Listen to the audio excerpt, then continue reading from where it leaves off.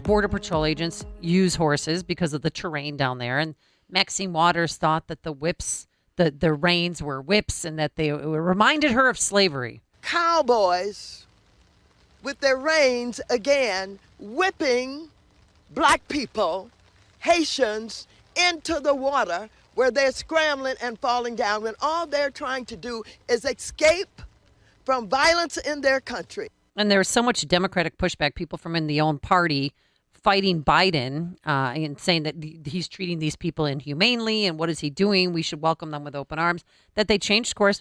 No more horses can be used in Del Rio, Texas, and those four Border Patrol agents are now on, now on desk duty. So what he has asked all of us to convey clearly to people who are understandably have questions, are passionate, are concerned, as we are about the images that we have seen, is one, we feel those images are horrible and horrific. There is an investigation the president certainly supports, overseen by the Department of Homeland Security, which he has conveyed will happen quickly. I can also convey to you that the secretary also conveyed to civil rights leaders earlier this morning that we would no longer be using horses in Del Rio. So that is something, a policy change that has been made in response. But the real question here is how many Haitians have been released into the United States? Because the AP reported they had a whistleblower who said there's a very, very large scale of immigrants who've been released. And Senator Ron Johnson asked Homeland Security Director Mayorkas about this, and he got pretty heated. How many people have been returned? How many people are being detained? How many people have been dispersed to all points around America? Senator, I would be pleased to provide you with that data. I want them now. Why don't you have that information now? Senator, I do not have that data. Why not?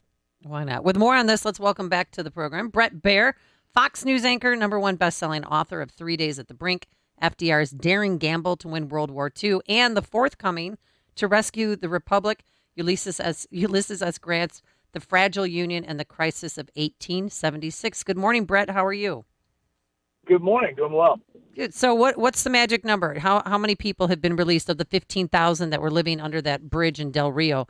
Does anybody have an idea how many people have been released with forthcoming court dates? No, they haven't given us a definitive number. It's in the thousands, and DHS put out a number that they said there were some 1,400 returned to Haiti. There were 3,500 that were given, papers and court dates, and there were still some 3,000 under the bridge. But when you do the math, it does not add up to anywhere near 15,000, and Border Patrol there says they're off by several thousand. So we're talking about probably in the range of 7,000 to 8,000 people in different facilities and then let go. Some of them just in a bus ride down to the center of Del Rio and let off. How do you think the media coverage has been of just the border crisis in general? Because when I watch scenes like the Haitians under a bridge, I cannot imagine what the coverage would be like if this were the Trump administration. And so I wonder if you're seeing the media sort of really starting to shift and be more critical of President Biden's administration, or is he still getting benefit of the doubt in the coverage of this story and others? No, I think the honeymoon is over. Largely, there have been more pointed questions in the White House press pool, nothing like there were in the Trump administration. And you're right to look through the prism of what if this was President Trump? It would be getting a ton of coverage. But the coverage is picking up. It's interesting that the image of the horseback and the allegation that they were whips when they weren't, and the Border Patrol there says no Haitian migrant was ever touched by a long rein, even though the pictures, depict them riding around. That increased the coverage, obviously, as lawmakers started speaking up about it. But overall, up until this past 2 weeks, we were the only ones down there. Yep. Thank God for Fox News. Seriously, if you guys weren't down there, no one would ever know about this crisis. Well, I tell you, we've invested a lot in covering the border issues, in part because we talk to the Border Patrol agents, and they say, this policy is crazy. They can finish the wall. They have all of the materials. They have the guys ready to do it, and they've been prevented from doing that. And that plus resources. So now they've taken away the horses. Well, it's going to be interesting to see what happens. Governor Abbott in Texas is flowing resources down there, state resources. And I understand there's going to be some horseback riders from around Texas that end up showing up at the border. Oh, really? Because now is this true? The Washington Examiner saying, yeah, that's great. Because Al Sharpton was there yesterday, and that didn't go too well for him. Did you see that, Brett? I did, yeah. Yeah, that didn't go well. And there's the Washington Examiner said that the Biden administration, they're going to be clearing everybody out by tonight because BLM is supposed to be having a protest there over the weekend. Is that true? Don't know. I've seen that. I also know that the Border Patrol agents are very concerned about two big groups of migrants, again, making their way up through Latin America and through Mexico. And we're talking like 20, 30,000 in different places. So, these things happen in big groups, and they just overwhelm the authorities down there, and there's not really a policy. It's a mess, and I'm seeing even Washington Post editorials where they're finally acknowledging that the transition of the administration encouraged a lot of these groups to come. Initially, they said, "Oh no, the Central and South American migrants are not coming because they thought they would get a friendlier, entrance from the Biden administration than the Trump administration." But actually, even the Haitians were holding signs that were directed at President Biden saying, "Please help us." So I think that's a case that can no longer be denied. But what do you think? No, I agree.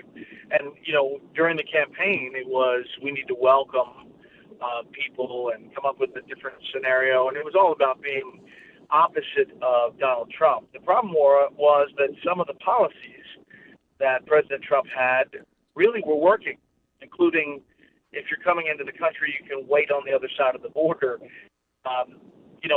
So in an effort to do everything that Trump didn't do, they let go of some policies that really were helping Border Patrol agents, and they sent the signal that it's okay.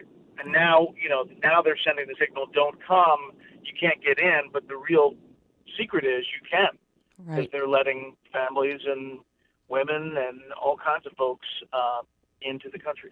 So just to pivot, I learned two things about you that I don't know that our listeners are aware of. But one is that one of your first jobs in television was out of Rockford, Illinois, which is my hometown.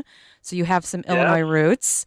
And then second, WREX TV. Okay. Oh, WREX. All right. I'm still waiting to hear back from them, by the way. Oh, really? I sent them a 3/4-inch tape in the 80s, in and the I haven't 80s, heard back. you never heard back. No. I mean, it was probably a decent market to be in. Oh, of course. Everybody wanted to, because you're so close to Chicago, and yeah. Yeah. So you lived in Rockford for a short time. I did.